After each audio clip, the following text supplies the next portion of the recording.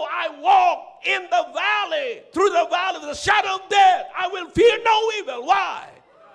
For thou art with me. The God who helped me kill the lion and the bear is the same God who will help me kill this uncircumcised giant. Why? Because in God's eyes, there's no difference between the lion and the giant. In God's eyes, there's no difference between the bear and the giant. Walang pagkakaiba yan sa mata ng Diyos. Kapatid, kung sino man ang giant sa buhay mo, nakaaway mo, nakalaban, o trying to destroy your life, walang pagkakaiba yan sa mata ng Diyos. There is nothing in the eyes of God that they can defeat God.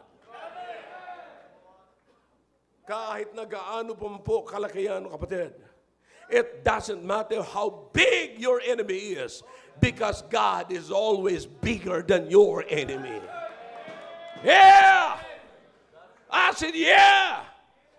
Kinakailangan makumbinsi po tayo, mga kapatid, na sino man ang kaharapin natin na magsisira ng ating patotoo, God is always bigger than them. And God is always able to fight your Goliath. David said, it doesn't matter who is in front of me. It's about who is above me. Kapatid, kapag harap tayo, nininervyos tayo kung sinong kaharap natin. But it doesn't matter who is before you, who is in front of you. It's about who is above you.